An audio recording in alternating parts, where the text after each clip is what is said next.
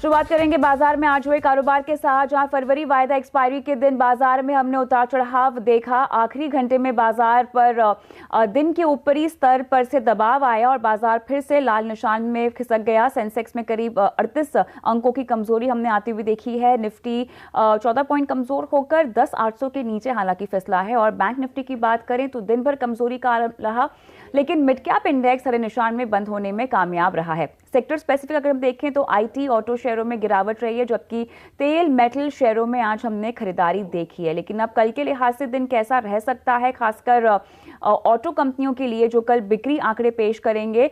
बाजार के तमाम ट्रिगर्स लेके हमारे साथ सहयोगी वरुण दुबे जुड़ गए हैं। तो वरुण, ये बताएं कि कल अहम ट्रिगर्स बाजार के लिए क्या है? हफ्ते का आखिरी कारोबारी दिन है। देखिए, सबसे पहले तो कल जिन इंपॉर्टेंट इवेंट्स पे आपके नज़र रखनी है उनकी बात करें तो श्री इंफ्रा और रिलायंस कम्युनिकेशन, ये दो स्टॉक्स आपके रडार पे होने चाहिए, क्योंकि कल से ये एफएनओ से बाहर हो जाएंगे, यानी कल से इनमें केवल कैश में ट्रेडिंग होगी। तो याद रखें इन दो स्टॉक्स को। कोल इंडिया, इस कंपनी का बायबैक जो है 1000 करोड़ का, वो कल से शुरू हो जाएगा। बायबैक का जो प्राइस था वो 235 रुपये प्रति शेयर का था। ऑयल इंडिया, इस कंपनी का बायबैक जो 15 फरवरी को शुरू हुआ था वो अब कल बंद हो जाएगा और इसका बायबैक का जो प्राइस था वो 215 रुपये प्रति शेयर का था। और याद रखें दोनों बायबैक जो है वो टेंडर ऑफर है। अगला है एबीबी इंडिया, इस कंपनी के कल नतीजे आने हैं तो ये स्टॉक आपके रडार पे होना चाहिए। वहीं क्रेडिट रेटिंग एजेंसीज आपके रडार पे होने चाहिए, क्योंकि सेबी की कल बोर्ड बैठक है जहां इन कंपनीज की अकाउंटेबिलिटी के इशू को लेकर कहीं ना कहीं चर्चा होने वाली है। तो ये जो कंपनीज है वो आपके रडार पे होने चाहिए। येस बैंक, इस कंपनी ने रवनीत गिल को अपने नया एमडीओ सीईओ घोषित किया था। कल से ये अपना जो पद है वो संभालेंगे, येस बैंक को ज्वाइन करेंगे, तो येस बैंक आपके रडार पे होने चाहिए। वहीं सबसे इंपॉर्टेंट ऑटो सेल्स नंबर्स कल से आना शुरू हो जाएंगे। इस बार माना जा रहा है कि टू व्हीलर सेल्स नंबर्स थोड़े कमज़ोर रहने वाले हैं। वहाँ हीरो मोटो के सेल्स में करीब 12% की गिरावट, टीवीएस में 4%, रॉयल एनफील्ड में करीब 4% के आसपास की गिरावट होगी सेल्स में। लेकिन बजाज ऑटो के नंबर्स अच्छे रह सकते हैं। कुल सेल्स में करीब 7% के आसपास की बढ़ोतरी होगी और एक्सपोर्ट्स में 19% की बढ़ोतरी का अनुमान लगाया जा रहा है। वहीं फोर व्हीलर्स की बात करें तो पैसेंजर व्हीकल सेल्स जो है वो कमज़ोर रहेगी। टाटा मोटर्स की सेल्स में करीब 4% के आसपास की गिरावट होगी।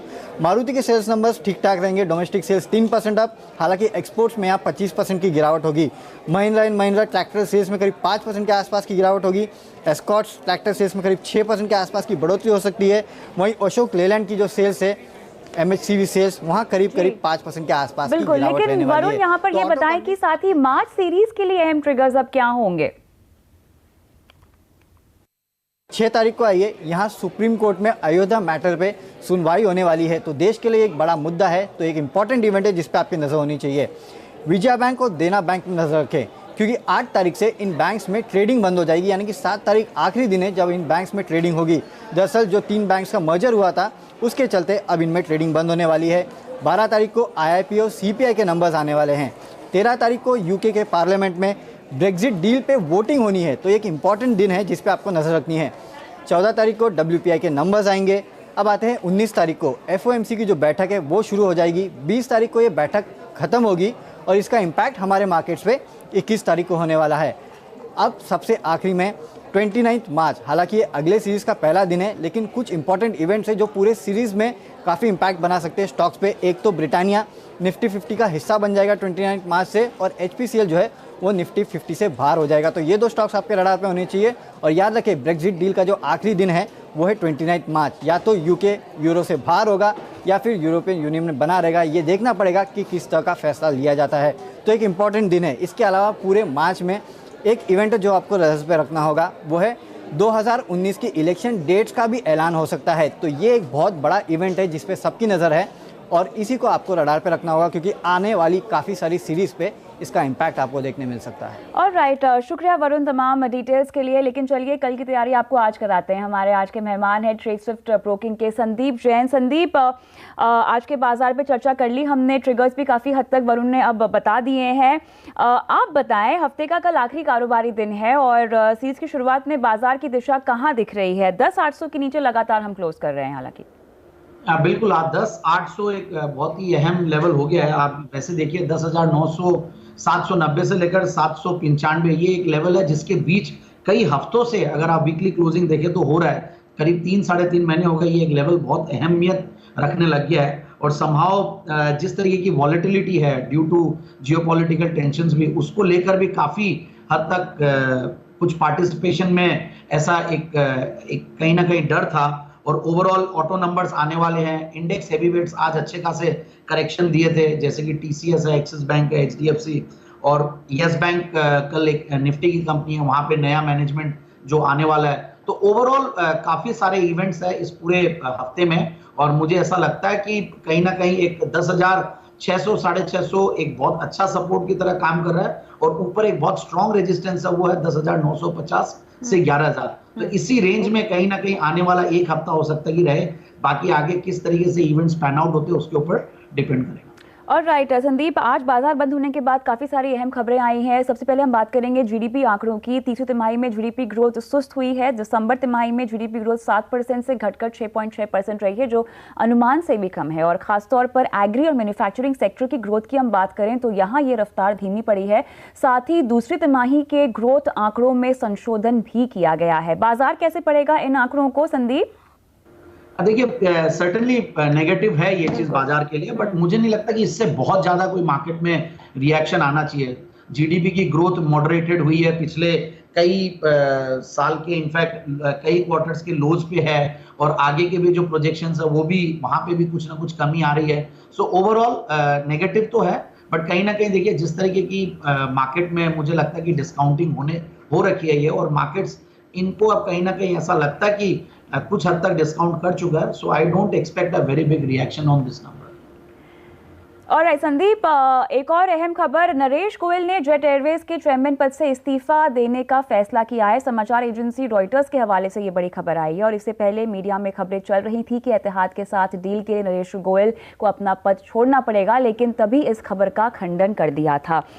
यहाँ पर लेंडर्स की काफ़ी हद तक मांग थी, और एतिहाद खासतौर से चाहता था कि ये सोल प्रमोटर रहें, लेकिन मैनेजमेंट और तमाम बोर्ड रिप्रेजेंटेशन पे इनकी जो पार्टिसिपेशन है, योगदान है, वो ना रहे। इन तमाम चीजों को देखते हुए जेट के लिए ये खबर अब कितना बड़ा पॉजिटिव आप मानते हैं? जेट के शेयर के लिए तो सर्टेनली पॉजिटिव है, और इस चीज को काफी दिनों से मार्केट काफी नजर बनाया हुआ था इसके ऊपर, और मुझे ऐसा लगता है कि जो लेंडर्स की डिमांड थी उसके सामने कहीं ना कहीं अब घुटने टेकने पड़े। और जिस तरीके से एक पब्लिक यूटिलिटी बिजनेस, आप ये देखिए काफी जो पैसेंजर्स है जिन्होंने टिकट्स बना रखी, और कहीं ना कहीं जो डिस्टर्बेंसेस कंपनी में थी और इसके ऑपरेशंस में आ रही थी, तो उससे काफी हद तक डिस्टर्ब हो रहा था पूरा सिस्टम। और एयरलाइन एज अ बिजनेस पूरा एक यूटिलिटी के हिसाब से देखा जाता है, और इंपॉर्टेंट भी है। तो इसीलिए कहीं ना कहीं देखिए लेंडर्स भी आए, और लेंडर्स की डिमांड भी थी, और उसको फुलफिल भी करना पड़ा। तो मुझे लगता है ये काफी पॉजिटिव है शेयर के लिए। कल हो सकता है एक अच्छा खासा गैप अप के साथ खुले, हालांकि कुछ हद तक तो ये चीजें वैसे काफी हद तक डिस्काउंटेड भी है, इसलिए स्टॉक इतना नहीं टूटा जितना नेगेटिव न्यूज से ये गिरा हुआ है, जितनी क्वालिटी बैलेंस शीट की खराब हुई है और जितनी नेगेटिविटी देखी फिर भी मुझे लगता है कि एक अच्छा बाउंस कल ये स्टॉक देना चाहिए। और आने वाले सालों में फिर नजरें, महीनों में या दिनों में यही नजरें बनी रहेगी कि कैसा नया मैनेजमेंट आता है, कौन इसको संभालेगा, और उसके बाद परफॉर्मेंस कैसा आता है। So overall it's a big positive for the company. तो जिन्हें अगर निकलना हो तो कल कोई एक्शन कर लेना चाहिए? नहीं, मुझे नहीं लगता कि एक बार निकलना चाहिए। कल अगर गैप अप खुलता है तो सर्टेनली एक बार तो बने रहना चाहिए, क्योंकि सर्टेनली वो नाम देखना चाहेगा मार्केट कि कौन आने वाला है, कौन संभालेगा, और किस एक्सपीरियंस के साथ और संभालेगा, और क्या आगे ग्रोथ आएगी। क्योंकि समहाउ बिजनेस तो प्रॉमिसिंग है ही है, जो ग्रोथ, पैसेंजर ग्रोथ आ रही है सबको देखते हुए। और मुझे ऐसा लगता है कि क्रूड ऑयल की जो प्राइसेस है वो भी कहीं ना कहीं कंट्रोल में, और जो अभी ट्रंप का जो नया बयान आया इनफैक्ट ओपेक कंट्रीज के लिए कि प्राइस को कंट्रोल में रखें, तो वो एक इस इंडस्ट्री के लिए पॉजिटिव है। और क्रूड ऑयल प्राइसेस अगर कंट्रोल में रहती है तो सर्टेनली इस सेक्टर के लिए बहुत बड़ा पॉजिटिव है। तो मेरे हिसाब से एक बार तो होल्ड करके रखना चाहिए, काफी हद तक चीजें ईज आउट होगी तो सर्टेनली प्राइसेस यहाँ से ऊपर जाना चाहिए। ऑलराइट, एविएशन के बाद ऑटो सेक्टर की ओर रुख करते हैं। संदीप, कल बिक्री आंकड़े आने वाले हैं, बताएं आपकी उम्मीद क्या है? देखिए, उम्मीद कोई ज्यादा बेहतर तो नहीं है सर्टेनली। टू व्हीलर्स में भी नंबर्स वीक ही रहेंगे, और फोर व्हीलर्स में भी मुझे ऐसा लगता है कि कोई बहुत ज्यादा एक्साइटिंग नंबर्स नहीं रहने चाहिए। और बजाज ऑटो पर्टिकुलरली इनफैक्ट एक आउट परफॉर्मर भी रहा पिछले कुछ हफ्तों में पूरे सेगमेंट में। रीजन बीइंग कि वहां पे एक्सपोर्ट्स के नंबर्स अच्छे आ रहे हैं, और उनका जो नया लॉन्च है इंडियन, और उसको लेकर भी थोड़ा ट्रैक्शन बना हुआ है। सो ओवरऑल आई फील कि बहुत ज्यादा नंबर से कुछ उम्मीद नहीं रखनी चाहिए। बट एक चीज साथ में और कहूंगा कि ये जितने भी नेगेटिविटी है कहीं ना कहीं ये सारी चीजें डिस्काउंटेड हो चुकी है, इसीलिए auto as a sector is not performing. भले ही निफ्टी चल रहा हो, बट आप सारे स्टॉक्स को देखेंगे तो बहुत ज्यादा कोई उनमें चाल आई नहीं है। थोड़ा बहुत जरूर से बाउंस बैक किया, हीरो मोटोकॉर्प हो या बजाज ऑटो। तो मेरे हिसाब से फिर भी बजाज ऑटो के साथ रहा जा सकता है, वहां पे मुझे ट्रैक्शन अभी भी दिखता है। सो हीरो मोटोकॉर्प एंड बजाज ऑटो, ये दोनों मेरे टू व्हीलर्स में फेवरेट पिक्स में से है। और तीसरा मारुति समाव, मुझे लगता है कि लॉन्ग टर्म के लिए तो सर्टेनली अच्छा बैठ रही है। आने वाले क्वार्टर्स में यहाँ पे भी कुछ ना कुछ अच्छा परफॉर्मेंस दिखेगा। एक बार जरूर से करेक्शन आया हुआ, बट डाउन साइड यहाँ से बहुत ज्यादा लगता नहीं है। ऑलराइट, चलिए शो को आगे बढ़ाते हैं और जल्दी से आपको निफ्टी कॉल्स के लिए हमारे जानकार क्या रणनीति लेकर आए हैं वो बता देते हैं। विशाल मलकन की रणनीति खरीदारी की है और 10,760 का स्टॉप लॉस, 10,950 का टारगेट रेकमेंड कर रहे हैं। प्रदीप पोचंदानी यहाँ आपको बिकवाली की सलाह दे रहे हैं, 10,845 का स्टॉप लॉस, 10,700 के टारगेट पर। और अल्पेश फुरिया भी आपको बिकवाली की सलाह दे रहे हैं, 10,850 का स्टॉप लॉस और 10,700 का टारगेट ये आपको दे रहे हैं। टेक्निकल चार्ट्स पर आज मनोज सचदेवा आपको अपोलो टायर्स में खरीदारी की सलाह दे रहे हैं, 213 का स्टॉप लॉस है, 229 के टारगेट के लिए। डेरिवेटिव्स में आज सुमीत बागड़िया मदरसन सुमी में आपको दे रहे हैं खरीदारी की सलाह और 155 का स्टॉप लॉस है, टारगेट 170 से 180 के बीच का ये रेकमेंड कर रहे हैं। लेकिन चलिए संदीप बताएं, कौन सा है कमाई वाला स्टॉक जो आप वैल्यू पिक के तौर पे आज रेकमेंड कर रहे हैं? आज मैंने चुना है एक्सोनोवेल। एक्सोनोवेल एक एमएनसी कंपनी है, एक सब्सिडियरी है। और एक्सोनोवेल एनवी जो कि वर्ल्ड की लार्जेस्ट पेंट्स कंपनी है, नीदरलैंड बेस्ड कंपनी है, जिसके करीब 80 कंट्रीज में कारोबार है। और उनमें से जो इंडिया में लोग जो काम कर रहे हैं, कार्यरत है, वो है एक्सोनोवेल इंडिया। और करीब 60 साल से ये कंपनी कार्यरत है। बेहतरीन कंपनी है, क्वालिटी कंपनी है। ड्यूलेक्स बोल के एक बहुत ही फेमस ब्रांड है कंपनी का। और आप देखिए कि रिसेंटली रिडक्शन हुआ है जीएसटी में, पेंट सेक्टर के लिए एक बहुत बड़ा पॉजिटिव था। और आप आगे भी देखिए ग्रोथ बहुत अच्छी आने वाली पेंट सेक्टर में। एक तो रूरल कंजम्पशन थीम है, फिर इंडिया में जो पर कैपिटा कंजम्पशन है पेंट्स का वो भी काफी कम है as compared to other developed and developing countries. और जो रिसेंटली कंपनी ने बायबैक किया 2100 रुपए में, वो भी एक बहुत बड़ा पॉजिटिव है कंपनी के लिए। फिर क्रूड ऑयल की मैं अभी थोड़ी देर पहले बात कर रहा था ब्रेक के पहले कि क्रूड ऑयल कहीं ना कहीं स्टेबल होने वाला है। और क्रूड ऑयल एक बहुत बड़ा रॉ मटेरियल है कंपनी का, जो कि पास्ट में अगर आप देखिए 3-4 महीनों में बहुत ज्यादा अच्छा परफॉर्म पेंट्स कंपनीज नहीं की थी। उसके मुकाबले अब आने वाले दिनों में जब क्रूड ऑयल स्टेबल होगा तो ये कंपनियों के परफॉर्मेंस में बहुत बड़ा इजाफा होगा, क्योंकि रॉ मटेरियल कॉस्ट में गिरावट आएगी। सो ओवरऑल ये तो हो गए मैक्रो फंडामेंटल्स। और अगर कंपनी के स्पेसिफिक फंडामेंटल्स की मैं बात करूं तो काफी लो पी पे कंपनी काम कर रही है, करीब 20 के पी मल्टीपल पे, एज कंपेयर टू अगर आप एशियन पेंट्स देखें तो वो करीब 62 के पी मल्टीपल पे, बर्जर पेंट्स करीब 59 के पी मल्टीपल पे, कांसाई नेरोलैक करीब 50-51 के पी मल्टीपल पे है। जीरो डेट कंपनी है। पैग रेशियो देखें तो वो बिलो 1 है, पी ग्रोथ रेशियो जो बोलते हैं। रिटर्न ऑन कैपिटल एम्प्लॉयड करीब 40%। इन सब फंडामेंटल्स को देखता हूँ, पेडिग्री को देखता हूँ और जो गवर्नेंस को देखता हूँ, इन सब को देखते हुए मुझे लगता है, और सेगमेंट को देखता हूँ, तो मुझे ये कंपनी बहुत सस्ती लगती है 1750 के लेवल्स पे। यहाँ से मुझे लगता है कि ये आराम से कहीं ना कहीं 2150 से लेकर 2200 तक के टारगेट्स आने वाले 6 से 9 महीने में ये अचीव कर सकता है। चलिए, तो आप लगभग 9 महीने का नजरिया 2150 का टारगेट दे रहे हैं। लेकिन अब रुक करते हैं दर्शकों के सवालों की ओर। और पहला सवाल हम लेंगे चंडीगढ़ से अनूप का। और जीएसएफसी में खरीदारी कर रखी है इन्होंने संदीप, और 114 इनकी बाइंग प्राइस है।